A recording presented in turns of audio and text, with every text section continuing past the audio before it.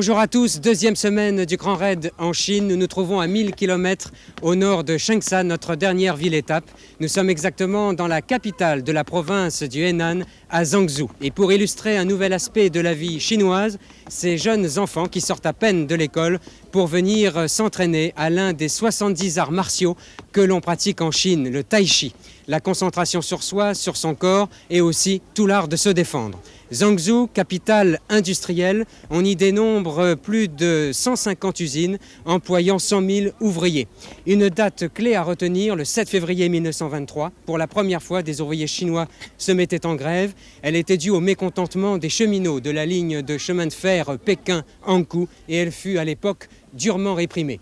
Tous les raideurs sont bien arrivés, ils se sont répartis aux quatre coins des routes de la Chine et je vous propose maintenant de revoir, alors que vous découvrez derrière moi le superbe temple Boya, je vous propose de revoir maintenant quelques séquences illustrées et tournées par les raideurs. Vous verrez qu'eux aussi ont vécu à la chinoise. Lundi matin, au lendemain de l'enregistrement de notre première émission en Chine. Nous quittons Changsha pour faire route sur le nord en direction de Zhangzhou, soit une distance de 1000 km. Nous chargeons tout notre matériel sur un camion car il n'y a pas assez de place dans les voitures. 35 caisses dont certaines pèsent plus de 120 kg. À l'intérieur, des spots, tables de mixage, caméras, magnétoscopes, antennes, fils et câbles électriques, moniteurs de contrôle, micros et cassettes. Problème jusqu'à Fort Nelson, excellente nouvelle. Dernier rassemblement avant de se quitter pour une semaine et lecture des nouvelles arrivées de Paris par Telex. En prime, les impressions des coureurs de fond avant le départ. Pour eux, une seule inquiétude. Vous avez la moindre idée du sujet que vous allez tourner? Non. Pas la moindre petite idée. On a des idées, on doit faire quelque chose sur des industries, parce qu'il y a beaucoup d'industries là-bas. Du sujet, pas encore. Enfin, la destination, on va aller vers Xiangyang. Enfin, c'est un nom compliqué. La première à droite. Nous, on se dirige vers Wuhan et puis on a une idée de sujet là-bas. Ce serait une rue qui est une rue commerçante. Dans le sujet, je sais pas, paraît-il qu'il y a les bateaux maritimes qui viennent de Shanghai, qui remontent le fleuve et qui arrivent à Wuhan. Alors on va essayer de faire quelque chose dans un bateau. Les marins, on adore. Pas de racam légumes en perspective? Non, pas encore. Les adieux aux interprètes de la province du Hunan, relayés bientôt par ceux de la province du Hubei, avec les remerciements d'usage et les excuses pour le travail jamais assez bien fait. Au revoir les amis étrangers. Mais je regrette que je n'ai pas pu vous bien servir pendant cette visite. Mais j'espère que vous remportiez encore des succès plus grands. Et quelques images volées sur le bord de la route en traversant la superbe province du Hubei, plongée dans une semi-obscurité sous un ciel chargé de pluie. Pour les uns, le cortège funèbre qui s'égrène dans la campagne pour accompagner le défunt à sa dernière demeure. Pour les autres, au contraire, le déménagement des meubles de la jeune mariée pour aller les installer au domicile conjugal. Ainsi vit la Chine, sur le bord des routes, au rythme des pas et des bicyclettes. De Changsha à Zhangzhou, 1000 km que les raideurs ont parcouru séparément. Vous êtes toujours très nombreux à nous demander de quelle manière ils vivent. Je vous propose de regarder leurs nouvelles aventures.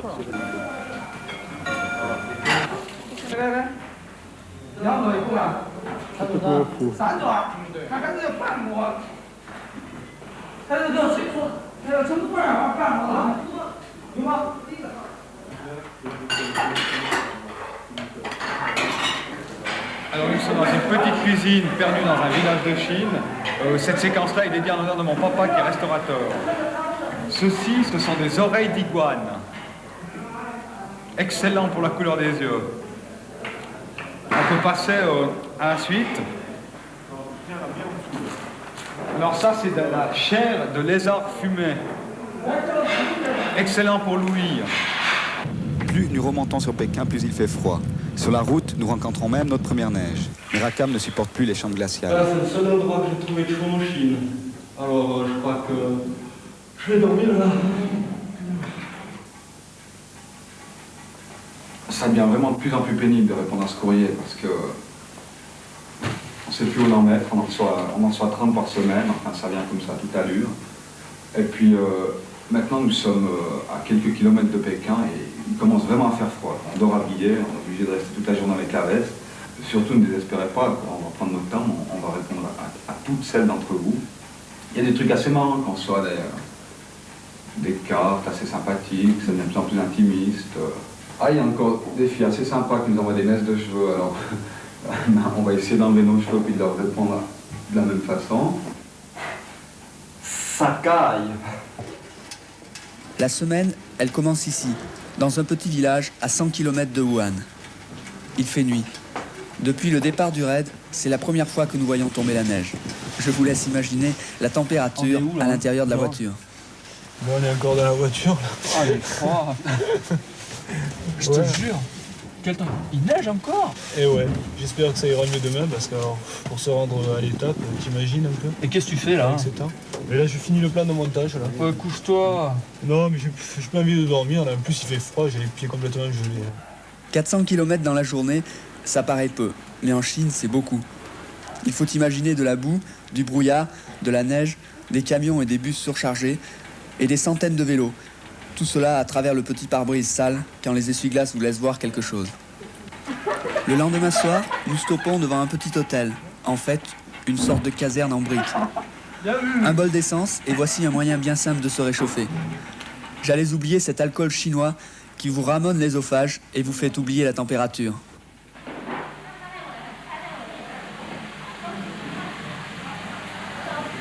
Heureusement qu'il nous reste la cuisine et ses baguettes, inoubliables. Au menu, champignons, soja, pâté, poisson et bien sûr, l'inévitable bol de riz. Il fait toujours aussi froid, mais nous n'avons plus le temps d'y penser. À Wuhan, pour réussir un plan difficile, il nous a fallu jouer les casse-coups en empruntant une bicyclette. Se faire comprendre n'est pas toujours facile en Chine. J'aimerais ceci, j'en voudrais tant. Combien cela coûte-t-il? La seule solution reste encore le langage des mains. En Chine, ne désespérez jamais de communiquer. Oubliez la langue et allez-y avec le corps, avec les mains, avec le visage. Si cela ne suffit pas, griffonnez un chiffre ou un dessin. Soyez comme les Chinois. Restez patient et gardez le sourire. Le soir venu dans un hôtel glacial, le travail reprend. Visionnement des plans, écriture du commentaire, enregistrement de cassettes. Voyager dans le Grand Raid, c'est être toujours pressé et on passe souvent à côté de beaucoup de choses. Cette semaine, en Chine, nous avons eu plus de chance. C'était la première pleine lune de l'année lunaire et la fête éclatait à tous les coins de rue. Une débauche d'images pour nous qui découvrons avec émerveillement ce spectacle. Toute la Chine symbolisée par ces dragons qui, seuls ou en couple, se livraient à des danses magiques. Mais dans les rues, le spectacle, c'était aussi Christine, au volant d'une étonnante voiture blanche. Elle a invité un Chinois à faire le tour de la place, un vrai moment de délire pour lui. C'était la première fois qu'il montait dans une telle voiture, mais il est difficile de satisfaire la curiosité de tous, vous comprenez, ils sont 1 milliard. Et puis, quelques heures plus tard, nous avons assisté à la fête des lanternes. Tout le monde s'y retrouve. On y vient pour rêver, pour s'émerveiller, pour s'y rencontrer aussi. La coutume veut que cette nuit-là, pour respecter la pleine lune, aucune lampe électrique ne soit allumée dans les maisons. C'est la symphonie des lampions. On a passé une semaine très froide, à la limite de l'engelure. Et après 3 jours de route, on a enfin retrouvé les autres. Nous n'avions plus qu'une idée en tête, avoir chaud. Dans ce mystérieux bain chinois, nous avons mijoté pendant près de 3 heures. Nous étions comblés.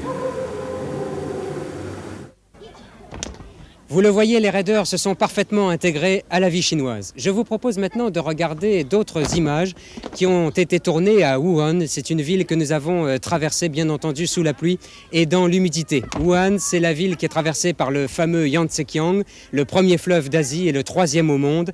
Elle nous a inspiré une lettre écrite par une jeune chinoise à un inconnu qui est passé, voici déjà, quelques mois. Wuhan, le 16 juin 1985. Mon cher ami, voilà déjà 3 mois que tu es reparti. Aujourd'hui, c'est dimanche, Ellie vient d'avoir 7 ans. Avec son frère, nous sommes allés nous promener sur le Yangtze-kiang. Il m'a demandé des nouvelles de toi. Alors, j'ai eu l'idée de t'écrire. J'espère que cette lettre te parviendra. Je lui ai dit que tu étais quelque part en Amérique du Sud et que tout devait bien aller. Tu sais, Wuhan a bien changé depuis que tu n'es plus là. C'est l'été ici et il fait 45 degrés. C'est plus chaud que lorsque tu étais là. Tu te rappelles cette pluie qui tombait toute la journée et cette promenade dans les ruelles du marché libre avec tous les parapluies. Nous avions bien ri. Ce marché t'avait surpris. Il y en a de plus en plus, car l'État ne peut pas tout faire et tout organiser. Ces marchés privés ont un nouveau rôle à jouer. Le Yangtze-kiang est encore plus beau sous le soleil, et un jour nous irons jusqu'à Shanghai. C'est un peu notre fierté, le troisième fleuve du monde, juste derrière l'Amazone et le Nil. 6300 km de long. Tu l'aimais bien quand tu le regardais de ta chambre il y a si longtemps déjà. Avec Li et Yang, nous sommes retournés au parc de l'Est de Wuhan. Il y a des fleurs partout et l'ombre est rare. Le pavillon de la poésie et le pavillon du ciel infini sont beaux. La chaleur est torride. Alors nous nous sommes baignés dans le grand lac. Il y avait beaucoup de monde et nous n'avions pas beaucoup de place. Ensuite, nous avons été boire du thé et manger des beignets. Le soir, il y avait beaucoup de monde dans la rue. Tu sais, le paysage a bien changé. La campagne est verte et remplie de lotus. Partout, il y a le riz, le soja, le thé et les fleurs. Li me parle souvent de toi quand il regarde le Yangtze-kiang. Je ne sais pas pourquoi, mais il regarde souvent le Yangtze-kiang. Rappelle-toi, il pleuvait ce jour-là à Wuhan et les choses ont bien changé.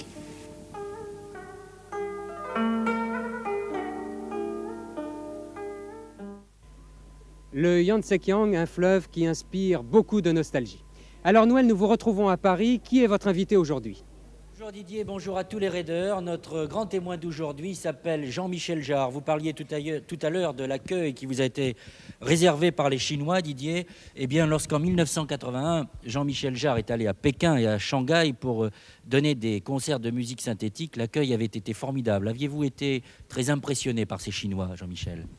Oui, tout à fait. Je pense que d'ailleurs, ce qui vient d'être dit correspond tout à fait au sentiment que j'ai eu et que nous avons eu, puisque nous sommes partis en 80 avec 70 personnes et 17 tonnes de matériel. C'était vraiment une grosse équipée, enfin, du même genre dans un autre domaine que celui d'aujourd'hui. Et ça a été effectivement un accueil tout à fait exceptionnel, enfin, pour des artistes, parce que c'est finalement le rêve un petit peu de beaucoup de gens de s'exprimer devant un public vierge, enfin un public qui n'a pas les mêmes informations, les mêmes a priori culturels que les nôtres. Et ça doit être sans doute la même chose aujourd'hui pour les gens effectivement qui traversent les villages. J'imagine tout à fait ce que ça peut être pour eux et le sentiment qu'on peut en avoir. Jean-Michel, vous avez gardé des images, des souvenirs de cette Chine que vous avez visitée en 1981. Qu'attendez-vous aujourd'hui de ces raideurs avec le programme que vous allez suivre avec nous ?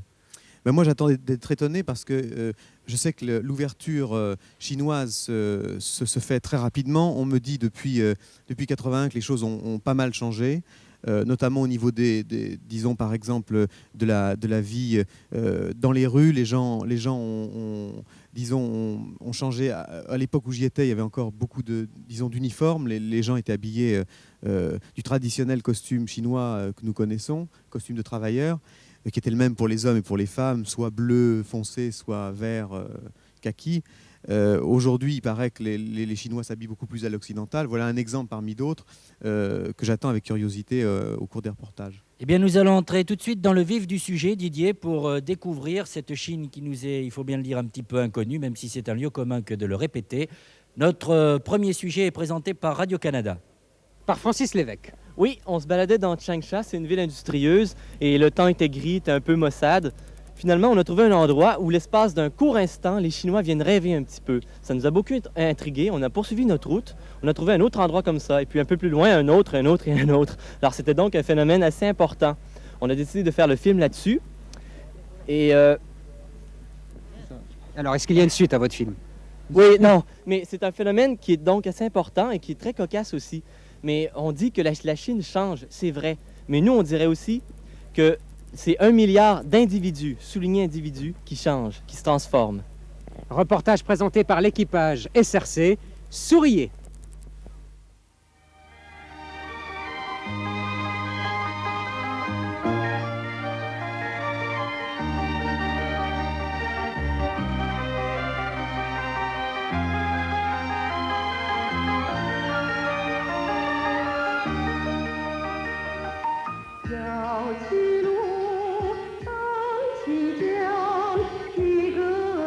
En quelques minutes, ils s'apprêtent à dépenser l'équivalent de 120 heures de travail. La séance leur coûte 30 yuan et ils gagnent 20 yuan par semaine. Ils vont peut-être se marier l'an prochain. En attendant, ils s'offrent un peu de rêve à l'occidental.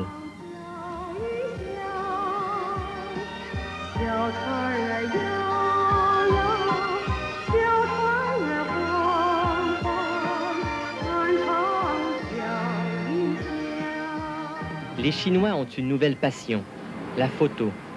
Et ici, ils sont vraiment comblés. Le prix des appareils photo est encore presque inabordable et ainsi, Changsha compte près d'une centaine de studios de photographie. Administrés par la ville, ils font des affaires d'or. Aujourd'hui, nous avons pris notre première photo ensemble, mon mari et moi. Nous n'avions que 2 photos de nous. La première pour une carte d'identité pendant l'occupation japonaise. Et la seconde après la réforme agraire avec toute la famille. Maintenant, c'est la fête du printemps en Chine. Nous en avons profité pour nous faire un petit plaisir.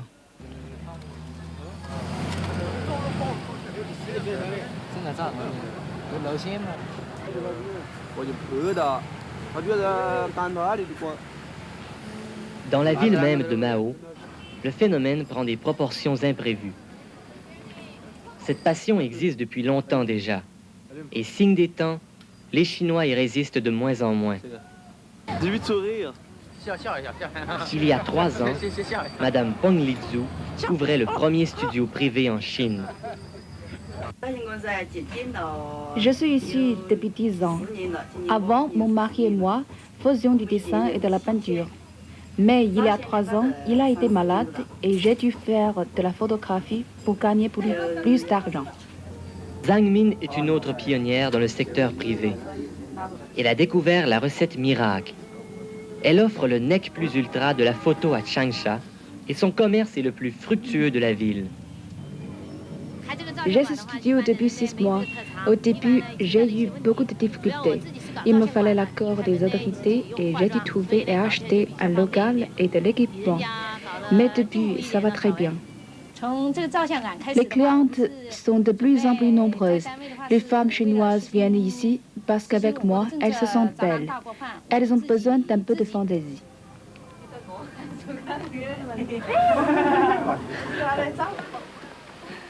Une grande mode gagne la Chine. Malgré les prix élevés, les Chinois possédant leur propre appareil sont de plus en plus nombreux. Encore peu familiers avec son fonctionnement, certains oublient d'avancer le film ou d'enlever le cache de l'objectif. Les Chinois sont encore mieux au naturel qu'en photo. Si elle les fascine tant, c'est parce qu'elle leur fait maintenant prendre conscience de leur beauté et qu'elle fait apparaître dans leur quotidien un sourire nouveau.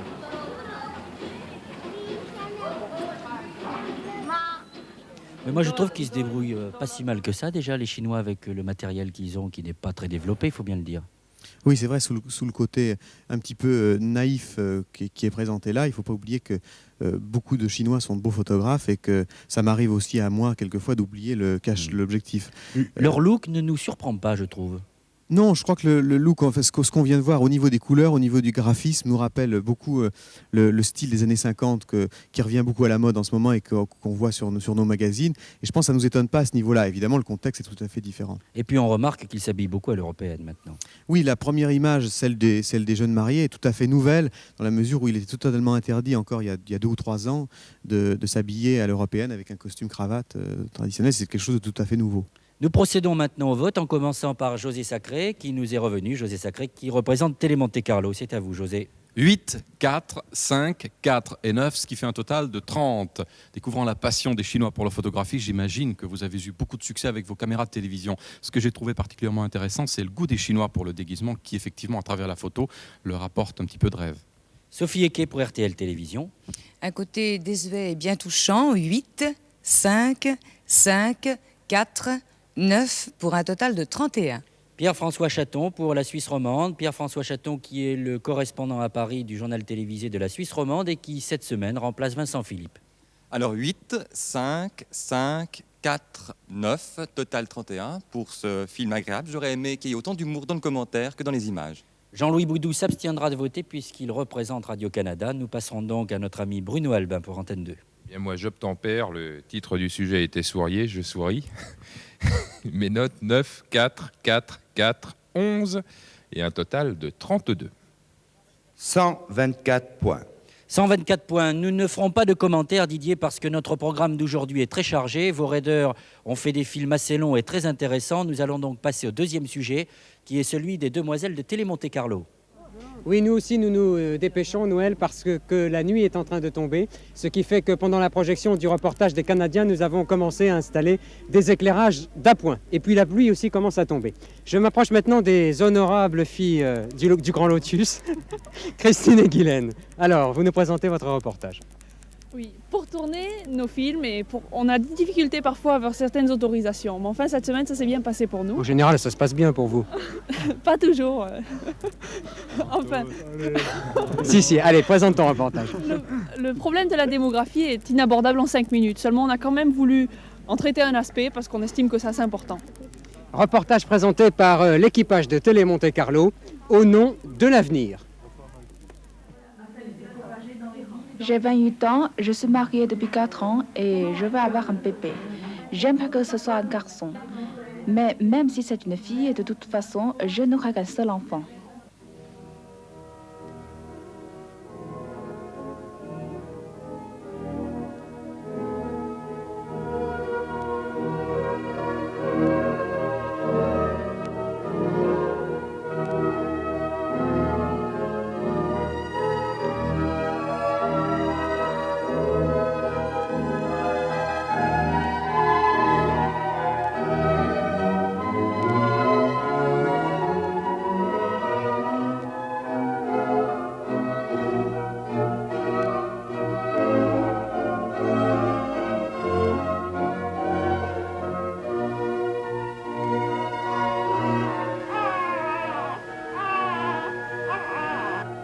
Comme en Chine, il n'existe pas de registre d'état civil, à chaque fois qu'un enfant naît, on prend l'empreinte de son pied à l'encre rouge sur une feuille de papier. Il naît en Chine 14 millions d'enfants par an. Face à ce raz-de-marée de bouches à nourrir, le gouvernement a réagi en mettant en place une politique draconienne de planning familial. Depuis plusieurs années, toutes les mesures sont mises en œuvre pour que les couples n'aient qu'un seul enfant. Cela a commencé par une gigantesque campagne d'information sur la contraception menée par les médias, puis ont suivi des mesures très fermes. D'abord, il est fortement conseillé aux filles de ne pas se marier avant 25 ans et aux garçons avant 30. Ensuite, tous les couples mariés désirant avoir un enfant doivent en demander l'autorisation aux autorités. Enfin, toutes les facilités accordées aux couples ayant leur premier enfant disparaissent immédiatement si un second enfant est attendu. C'est le cas, entre autres, de l'allocation de naissance de 50 yuans par an, des facilités de logement, des augmentations de salaire, des soins médicaux gratuits et de la possibilité pour les enfants d'aller à l'école. Aujourd'hui, à la campagne, cette politique porte ses fruits. Mais il a été difficile de faire admettre à la population rurale, qui voyait aussi dans les enfants un support de main-d'œuvre et un bâton de vieillesse, qu'un seul enfant par foyer était nécessaire. D'autre part, cela a causé et cause encore de nombreux cas d'infanticide de bébés de sexe féminin. Je suis un médecin de campagne, un médecin aux pieds nus, comme on nous appelait pendant la Grande Révolution. Je pense que la limitation des naissances est une très bonne chose pour l'économie du pays. Ici, les femmes ont un seul ou parfois 2 enfants, mais généralement, on leur fait la ligature des trompes après leur premier accouchement. En ville aussi, les médecins incitent les femmes à se faire stériliser définitivement après leur premier enfant. Mais elles ne l'acceptent pas facilement tant qu'elles sont jeunes, car elles craignent que cela influe sur leur vie sexuelle. Mais elles sont tout de même conscientes de leurs devoirs civiques et elles évitent d'être à nouveau enceintes. Si toutefois cela leur arrive, elles se font avorter à l'hôpital. Le gouvernement facilite d'ailleurs ces méthodes et offre 2 voire 3 mois de congés payés aux mères d'un enfant qui acceptent d'avorter du second. Les femmes acceptent l'avortement pour le deuxième enfant parce qu'elles n'ont pas envie de perdre leurs avantages, mais aussi parce que maintenant c'est très mal vu par l'ensemble de la population et elles auraient trop de reproches. En 1985, la politique exercée par le parti pour limiter les naissances est efficace dans les villes et s'impose maintenant dans les campagnes où vit 80% de la population. Le problème démographique reste grave en Chine et entrave le développement économique du pays. La Chine est l'État le plus peuplé du monde. Les couples ont été responsabilisés et ont relevé ce défi économique. Mais s'ils acceptent de n'avoir qu'un enfant, c'est sûrement autant pour échapper aux mesures répressives du gouvernement que pour l'enjeu économique même du pays.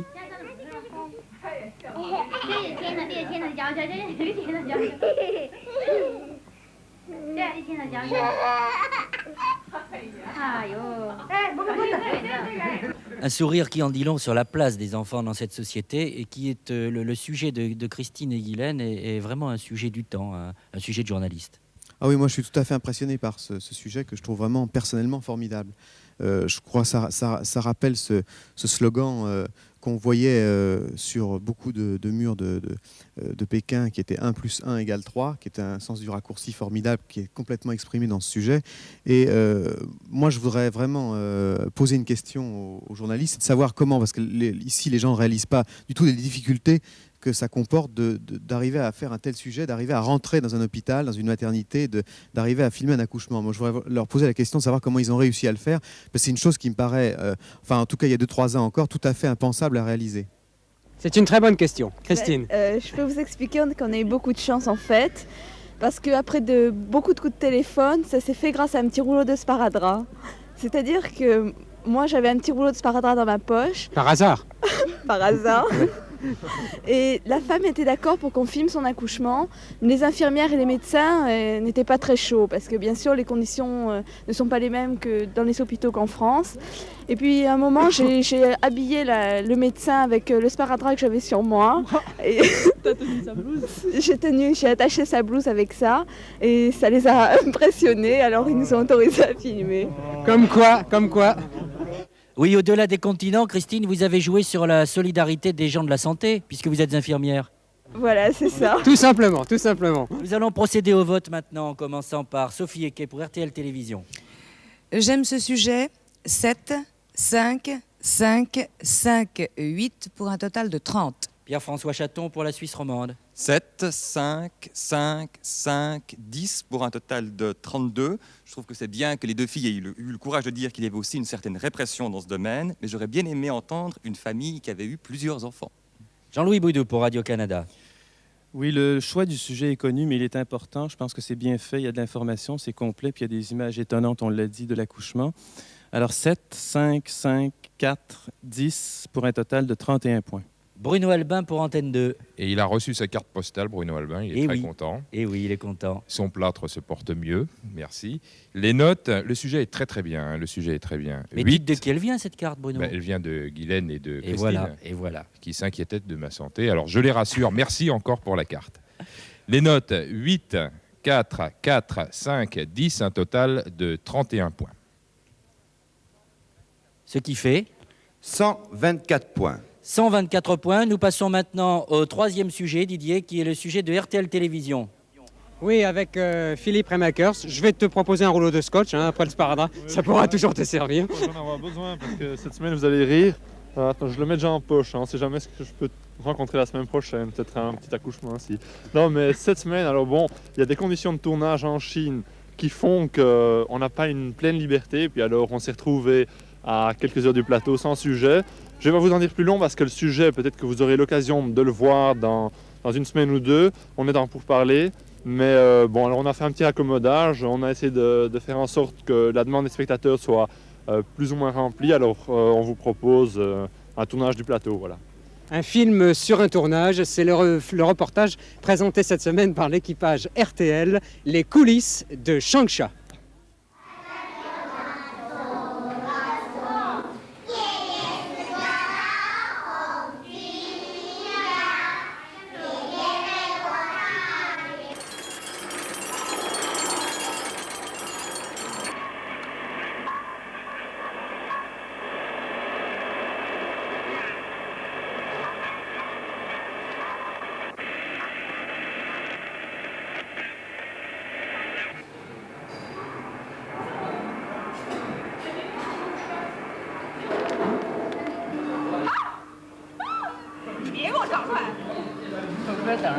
Deuxième SRC, la cité interdite.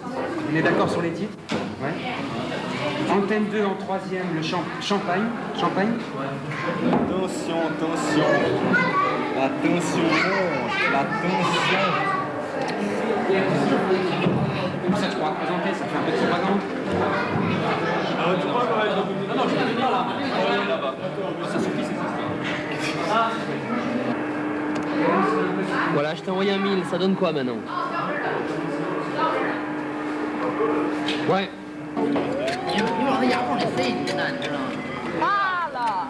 Hein, par la fenêtre. Allez, hop.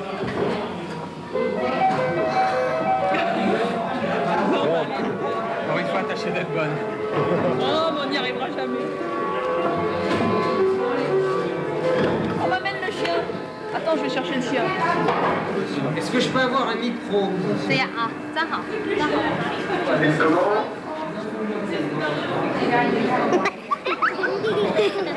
Même les chats, même les chiens. C'est une prise.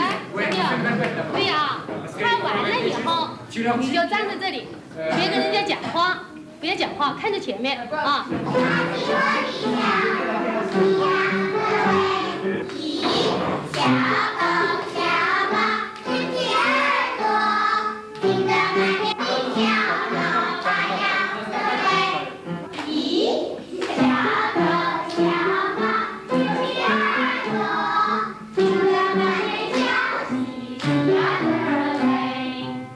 Bonsoir à tous, nous l'attendions depuis des semaines, nous l'avons espéré, nous en avons rêvé. Le grand raid vient d'entrer en Chine. Je vous parle à partir de la ville de Changsha, dans la province du Wuhan, à quelques 1000 kilomètres au nord de la ville de Canton. Pourquoi tu te marres? Parce que je suis nerveux.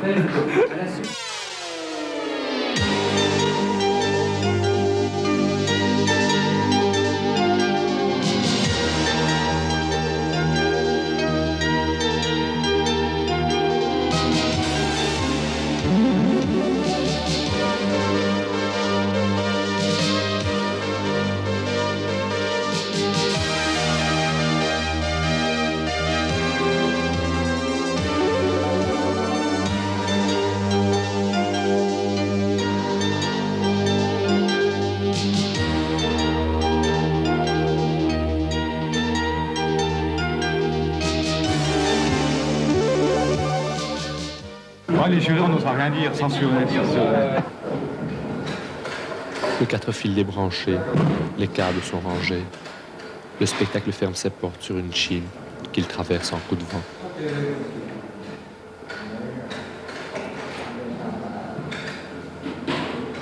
De ce film, j'ai retenu que Pierre God est un remarquable comédien. Ça vous inspire ça vous rappelle des souvenirs, Jean-Michel? Oui, deux choses. Une, à propos des enfants, que je trouve absolument très très touchant. Je veux dire, dans le regard d'un enfant chinois, il y a en même temps la naïveté et je veux dire évidemment la jeunesse de n'importe quel enfant du monde, mais en même temps la maturité et la souffrance d'un peuple. Je veux dire que ça, c'est une chose pour moi qui reste gravée dans la mémoire à jamais. La deuxième chose, très brièvement, que je voudrais dire, c'est qu'on a assisté là à toute la préparation technique d'une équipe qui se met en place, qu'elle soit de télévision, qu'elle soit pour un spectacle, c'est la même chose. Il faut vraiment souligner le fait qu'il est très difficile d'arriver à mettre au point une équipe une installation technique quelle qu'elle soit. Genre la première fois que j'ai fait les concerts à Pékin, on a été obligé de couper, les Chinois ont été très aimables, de couper une partie de la ville pour nous donner, au niveau d'électricité, pour nous donner le courant nécessaire et la stabilité nécessaire du courant. Je voulais quand même le signaler pour montrer à quel point je veux dire que l'aventure là qui se déroule sous nos yeux n'est pas une partie de plaisir et que c'est pas le même problème de filmer une école en Chine et de filmer une école en Lozère ou en Creuse. Eh bien voilà Didier, chers amis de la technique, une belle manière de rendre hommage à votre travail. Nous allons passer à la notation en commençant par José Sacré pour Télé Monte Carlo. 6, 3, 2, 3 et 7, ce qui fait un total de 21. Je vous trouve d'habitude beaucoup mieux inspiré. Attendons la prochaine fois, vous ferez mieux sûrement. Pierre-François Chaton pour la Suisse romande. 4, 4, 3, 3, 6, un total de 20. C'est ce qu'on appelle du rédocentrisme. Jean-Louis Boudou pour Radio-Canada. Je n'ai pas encore compris, mais peut-être qu'à la fin, je comprendrai. Bon, c'est difficile de juger ce sujet parce que je pense que le choix du sujet, au départ, c'est subjectif. Bon, moi, j'ai rien contre ce choix de sujet. Ce que je trouve dommage, c'est que quand vous dites à la fin que le spectacle ferme ses portes sur une Chine qu'il traverse en coup de vent, j'ai l'impression que ce sont des impressions qui sont inachevées, en fait, que vous n'avez pas dit tout ce que vous aviez à dire, ou alors qu'il ne fallait pas en parler du tout. Alors 7, 4, 4, 3 et 6, 24 points. Bruno Albin pour Antenne 2. Oui, moi je suis assez d'accord avec ce que vient de dire Boudou. Je ne serai pas le plus méchant aujourd'hui. Alors 5 à 4 à 4 à 3, 6, 22, mais je suis d'accord avec toi. Pour un total 87 points. Alors, les prochains, ce sont les Suisses. Nous retrouvons Rakam Legum sur ses deux pieds, sans voiture, sans bicyclette, sans tricycle, sans rickshaw. Ouais. À pied, mais bon, ça fait rien. Alors nous, notre film, on a eu un certain attrait pour la peinture chinoise. Alors, on a essayé de trouver un peintre qui puisse parler de la peinture avec nous. Bon, les peintres en Chine n'aiment pas beaucoup montrer ce qu'ils font, quoi. Mais il nous a parlé d'une certaine évolution de la peinture chinoise. Regardez. Le reportage de la SSR, que 100 fleurs s'épanouissent.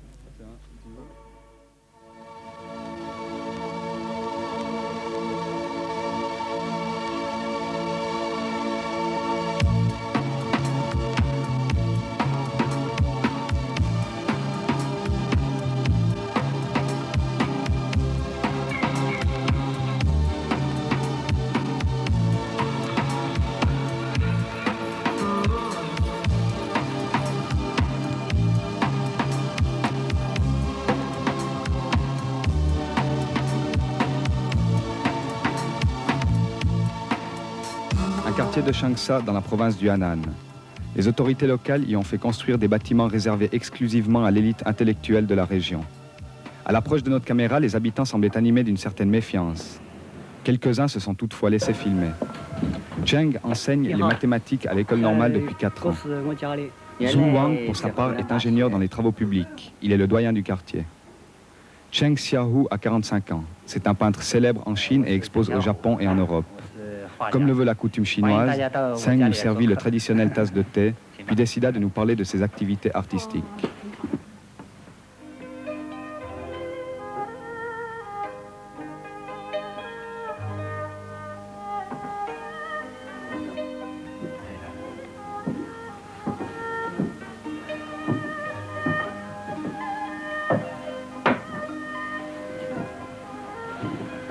Aujourd'hui, le statut des peintres s'est sensiblement amélioré et les thèmes sont plus diversifiés selon que la peinture traduise un poème, une légende ou une scène de la vie quotidienne. Certains s'aventurent même dans une forme de peinture agressive. À partir de mai 66, la révolution culturelle libéra les artistes des contraintes propagandistes qui leur étaient imposées. Un slogan, que 100 fleurs s'épanouissent, que 100 écoles rivalisent.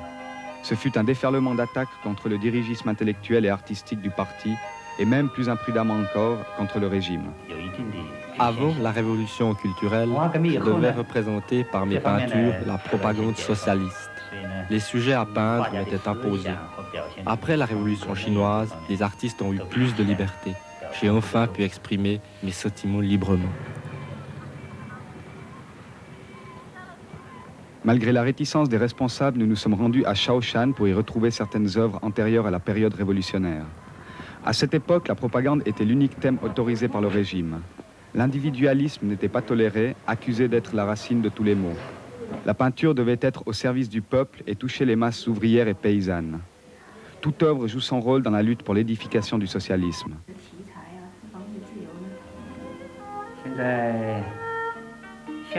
On préconise maintenant que sans fleurs s'épanouissent. Les sujets à traiter sont plus vastes qu'autrefois. C'est-à-dire qu'on peut montrer tout ce qu'on ressent et tout ce qu'on voit dans la vie réelle. À mesure que la situation politique évolue, les idées des peintres évoluent également.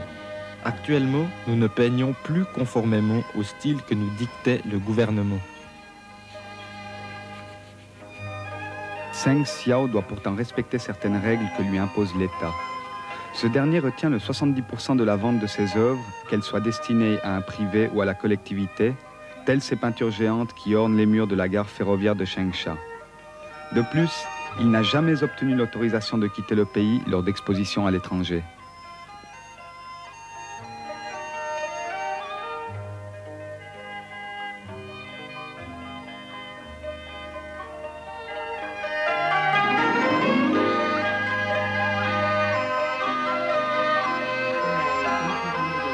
Les échanges d'idées entre les peintres occidentaux et les peintres chinois sont nécessaires afin de perfectionner nos connaissances artistiques. Si la peinture chinoise veut jouer un rôle nouveau et plus important dans le monde, il nous faut apprendre l'art occidental et essayer de lier les deux sortes de peinture tout en gardant l'origine chinoise. Ces dernières années, on a envoyé mes œuvres pour des expositions internationales. Mais moi, j'espère sortir une fois de la Chine pour voir le monde et apprendre la peinture occidentale.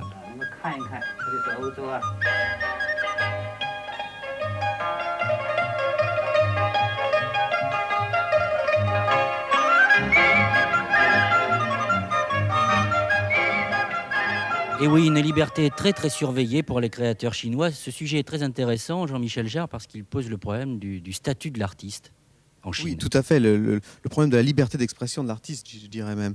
Et je crois que c'est un sujet qui est intéressant parce que j'ai été personnellement en contact avec beaucoup de peintres chinois, notamment les gens du groupe des Étoiles que peut-être les reporters rencontreront quand ils arriveront à Pékin, qui était vraiment le groupe de peinture underground, si on peut dire, des années 75-76, à l'époque où la peinture était encore une certaine forme de liberté d'expression qu'on essaie de décrire là n'était pas du tout encore autorisée. Il ne faut pas oublier que pendant toute la révolution culturelle, la peinture, comme n'importe quel mode d'expression, a été complètement paralysée et complètement atrophiée. Et je crois que mon vœu, plutôt que 100 fleurs s'épanouissent, ce serait plutôt que 100 000 artistes chinois puissent s'épanouir très vite, et le plus vite possible. Nous allons procéder à la notation après cette réflexion tout à fait juste, en commençant par José Sacré pour Télé Monte Carlo. 8, 4, 6, 3, 9, ce qui fait un total de 30. J'ai une fois de plus apprécié vos très belles images et je trouve intéressant de montrer que les choses changent en Chine à travers ce portrait, les désirs, les œuvres, les espoirs et les regrets aussi d'un individu, un artiste. Sophie Equet pour RTL Télévision. C'est vrai, un joli portrait d'artiste. Peut-être que le cadre autour est assez surprenant pour nous, mais c'est comme cela et nous l'avons découvert agréablement. 8, 5, 5, 4, 8 pour un total de 30. Jean-Louis Boudou pour Radio-Canada. Oui, j'ai beaucoup aimé ce sujet. D'abord sur le plan de la forme, parce qu'il y a une très bonne entrée en matière et on veut toujours en savoir plus sur l'art chinois et sur les rapports avec le politique. Et puis sur le plan du contenu, parce que malgré les contraintes de tournage et l'encadrement, on rentre vraiment chez quelqu'un et il y a un enjeu dans ce reportage. Quelle est votre notation? Alors, le pointage 8, 5, 5, 4, 10, 32 points. Bruno Albin pour Antenne 2, je crois que vous avez apprécié ce sujet. Oui, j'ai beaucoup aimé le sujet. J'ai mis 8 pour le sujet, ensuite 4, 4, 5, 10, ce qui donne un total de 31 points. Je suis très sensible au fait que vous montriez l'ouverture artistique de la Chine et le souci des artistes chinois de venir en Occident, parce que jusqu'à présent, c'était surtout les artistes occidentaux, comme Jean-Michel Jarre, qui s'étaient rendus là-bas. Et je trouve qu'effectivement, ce qui se produit est très symbolique de l'évolution chinoise en ce moment. Jean-Michel Jarre, il y a d'ailleurs des artistes chinois qui viennent maintenant chez nous apprendre la musique et qui vont la répandre dans leur pays après. Oui, de plus en plus. Il est d'ailleurs étonnant de voir, et significatif, de voir que tous les grands concours d'instruments classiques sont remportés bien souvent par des Chinois, par des Japonais, par des Coréens, enfin par des Orientaux. Je pense que c'est un signe des temps. Bien, nous allons demander quand même le total que vous avez obtenu. Total, 123 points. Nous passons au 5e et dernier sujet, Didier, qui est le sujet d'Antenne 2. Auparavant, une réflexion de Rakam. Est-ce que tu es content des notes? Bon, je suis content des notes, mais j'aurais préféré quand même faire un clip vidéo sur ce peintre. Mais vu notre dernière place à Hong Kong, on n'a pas osé prendre ce risque. La prochaine fois. Le dernier reportage est présenté par Antenne 2, Georges Siciliano, dont vous avez fait la connaissance la semaine dernière, et Roland Théron. Alors Georges, tu vas t'exprimer pour la première fois devant les caméras du Grand Raid. Oui, alors, ça n'est plus un sujet sur la peinture, mais sur le théâtre. Oui, c'est un sujet sur le théâtre. Tu regardes la caméra. C'est un sujet sur le théâtre, oui. Moi, je voudrais dire que je commence à toucher du doigt les difficultés que peuvent rencontrer les raiders pour trouver un sujet et pour le tourner en si peu de temps. En fait, nous, on est débarqué à Changsha sous une pluie battante. Même pas eu le temps d'acheter des parapluies, qu'on est déjà parti pour chercher un sujet. Mais tu as l'air complètement abattu. Non, là, ça va. Bon, remets-toi tes émotions. Et donc, en se promenant dans les rues de la vieille ville, bon, on a entendu des cris et des rires. On est rentré dans un hangar et puis là, voilà, on a rencontré des gens très très chouettes. Reportage proposé par l'équipage d'Antenne 2, mise en scène. Tian Jian, 34 ans. Xiao Jun, 30 ans. Tong Wei, 21 ans. Wu Yang, 21 ans. Wang Gaiwei, 27 ans. Yang Lechan, 19 ans. Cheng Sezheng, 21 ans.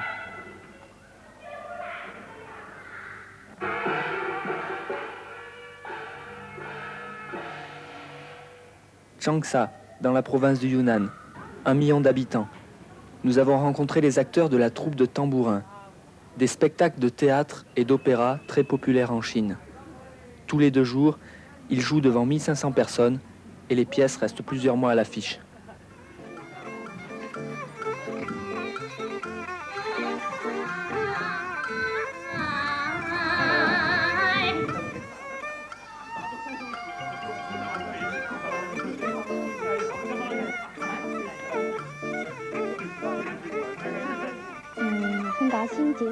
Je m'appelle Wang Zhou. J'ai été formée dans l'école artistique du Hunan pendant 5 ans. Maintenant, je travaille ici, dans le troupe de jeunes acteurs. On a préparé une nouvelle comédie qui s'appelle « Légende de la princesse enceinte ». Dans cette pièce, les principaux rôles sont 12 jeunes. Moi, je suis la princesse. Nous travaillons beaucoup. Chaque jour, il y a l'entraînement, puis la répétition, et le soir, la représentation.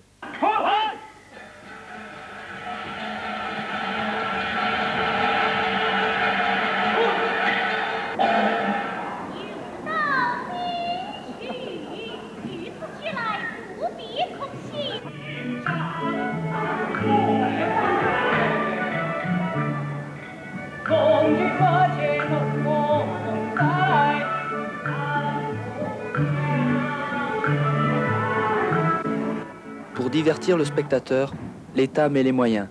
Les 50 personnes qui travaillent ici sont payées par le gouvernement, gagnent un peu plus que le salaire moyen en Chine, en payant un loyer dérisoire. Mais il y a eu quelques changements. Sous la domination de la bande des 4, on jouait 8 pièces modèles avec des thèmes révolutionnaires, comme la lutte des classes ou la construction du socialisme. Des pièces à dimension éducative et politique. Et le changement radical, c'est depuis 1976. On joue maintenant les pièces qu'on aime. C'est le retour à des thèmes anciens, plus de messages politiques. Maintenant, on divertit, on amuse, on fait rire. La Chine s'ouvre et ce contact avec l'étranger impose une réforme. Monsieur Ho Yang, directeur de la troupe du Yunnan. L'opéra de tambourin du Hunan se fonde sur des chansons folkloriques et des airs populaires de la province. Il est aimé des larges masses populaires locales. Nous interprétons des thèmes anciens et des thèmes contemporains. L'an dernier, nous sommes allés en Amérique. Ça nous a beaucoup apporté. De la rigueur dans le travail et un certain style artistique. Nous voulons appliquer les principes scientifiques de la danse, de la gymnastique et du chant pour améliorer la forme de notre opéra. On introduit du nouveau, mais le fond reste le même. Les pièces d'opéra sont strictement le reflet de la vie ordinaire chinoise. Pour le moment, pas de mise en scène résolument moderne. Attirés par l'Occident, les jeunes, pourtant, vont de moins en moins au spectacle. Dans les salles, les spectateurs vieillissent. L'opéra stagne.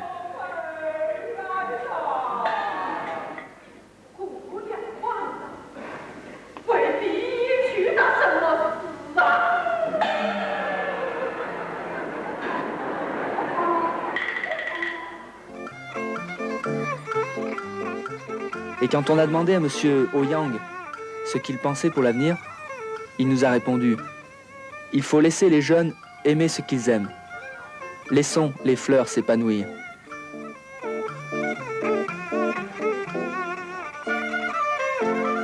Toujours cette référence aux fleurs et une certaine liberté, mais il faut reconnaître que lorsque vous êtes allé en Chine en 1981, et si vous avez eu autant de succès, c'est parce que déjà les jeunes se désintéressaient de formes traditionnelles de l'art chinois.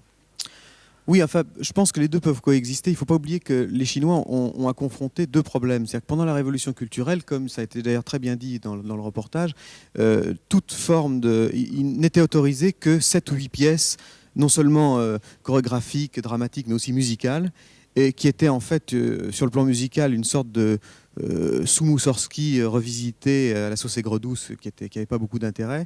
Et ils ont vraiment traversé une période de tyrannie absolue dans laquelle, évidemment, il n'y avait aucun contact avec l'extérieur, mais en même temps, par rapport à leur histoire et à leur tradition et à leurs racines, ils étaient complètement coupés. Ils n'avaient pas le droit de jouer des instruments traditionnels. La crise qu'il y a à l'heure actuelle au niveau de l'opéra chinois vient du fait que pendant presque 20 ans, il n'y a pas eu de formation d'artistes au niveau de l'opéra. C'est-à-dire qu'aujourd'hui, les gens qui sont les acteurs d'opéra sont des gens qui ont 50, 60 ans. Donc, il y a une formation de jeunes qui manque. Et c'est la raison pour laquelle je pense qu'aujourd'hui, il faut absolument qu'ils arrivent à se former aussi bien sur le plan traditionnel qu'en se frottant un petit peu aux cultures extérieures. On en discuterait pendant des heures. On va pour le moment procéder à la notation avec José Sacré pour Télé Monte Carlo. 7, 4, 3, 4 et 9, ce qui fait un total de 27. Sophie Eke pour RTL Télévision. 7, 4, 5, 3, 7, un total de 26. Pierre-François Chaton pour la Suisse romande. 7, 4, 4, 3, 7, un total de 25. J'ai l'impression qu'ils sont un petit peu passés à côté du sujet. Jean-Louis Boudou pour Radio-Canada. 7, 3, 4, 4 et 7 pour un total de 25. C'est moyen par rapport aux autres films qu'on a vus. J'entendais Noël, ça veut dire que vous vouliez poser une question peut-être, Didier ? Roland Théron voulait faire une remarque juste. Alors, je voulais rajouter au sujet de la formation des jeunes acteurs que dans cette troupe de Tambourin de Yunnan, on a justement rencontré pas mal de jeunes comédiens et ils font un gros effort là-dessus. Ça fait partie de la réforme qu'ils ont mise en place pour qu'il y ait plus de monde qui vienne à l'opéra. Merci Roland. On va écouter la notation totale. 103 points. Didier, quels sont les points de bonification que vous avez accordés cette semaine ? Écoutez Noël, il faut savoir qu'en Chine, nous roulons très doucement et vraiment, je crois que les raiders cette semaine n'ont pas eu vraiment le temps d'avoir un accident, donc ils vont avoir des points. Il faut savoir que très souvent, devant nos pare-brises de voiture, nous voyons des panneaux avec vitesse limitée à 15 km/h ou à 30 km/h. Sachez qu'il nous faut exactement 3 jours pour parcourir la distance de 1000 km, c'est-à-dire une moyenne de 330 km par jour. C'est très peu. Nous partons en général vers 7 h du matin pour arriver le soir vers 20 h. Je vous laisse faire le rapport et la moyenne que nous avons en ce moment. Alors 25 points pour tout le monde, c'est normal, la vitesse est limitée à 25 km/h, 25 points pour tous les raiders. Voici donc le classement hebdomadaire qui s'établit comme suit. Premier, Télé Monte Carlo avec 149 points, ex-aequo avec Radio-Canada qui réalise aussi 149 points. Troisième, la Suisse romande, 148 points. Quatrième, Antenne 2, 128 points. Cinquième, RTL, 112 points. Le classement général, premier, Télé Monte Carlo. Deuxième, RTL Télévision. Troisième, la Suisse romande. Quatrième, Radio-Canada. Et cinquième, Antenne 2. Il me reste à remercier Jean-Michel Jarre, notre grand témoin de cette semaine, à qui je vais me permettre d'offrir le livre du Grand Raid, le Cap Terre de Feu, que vous pouvez trouver dans toutes les librairies et qui est édité par Hachette. Jean-Michel, une seule question. Avez-vous appris des choses aujourd'hui en suivant ce programme, alors que vous connaissiez déjà la Chine ? Oui, tout à fait. La première, c'est que finalement, ça n'a pas autant changé qu'on aurait pu le dire. Et la deuxième, c'est que ça me donne envie d'y retourner très vite. Merci d'avoir accepté de passer cette heure en notre compagnie, en celle des raiders. Notre grand témoin de la semaine prochaine s'appelle Jacques Séguéla, le fils de pub. Didier, c'est à vous pour savoir où nous nous retrouverons la semaine prochaine. Auparavant, je voudrais quand même demander à Christine et Guylaine, qui sont premières aujourd'hui, pour la première semaine, attention Christine, parce qu'au bout de 3 semaines... J'espère que Noël ne nous dira pas qu'on sera éliminé au bout de 3 semaines d'être première. Vous savez que vous n'avez pas le droit d'être première 3 semaines d'affilée. Alors Pierre God, où est-ce que nous allons la semaine prochaine ? Tu sais qu'on a beaucoup aimé tes histoires chinoises. Oui, mais simplement, rendez-vous à Pékin, il n'y a plus de voix, là sont les trains quand on part devant, les trains sont glaciales en Chine, et j'ai vraiment plus de voix. Rendez-vous à Pékin. Pas une petite histoire pour nous? Rien du tout. Alors écoutez, la semaine prochaine, nous vous donnons rendez-vous parce que ce sera déjà notre dernière émission en Chine. Elle sera faite à partir de Pékin, la capitale, et ce sera aussi un grand tournant pour le RAID, puisque nous quitterons le continent asiatique, après l'Afrique et l'Asie. Nous aborderons le dernier continent, l'Amérique. Alors à la semaine prochaine, merci pour votre fidélité et au revoir.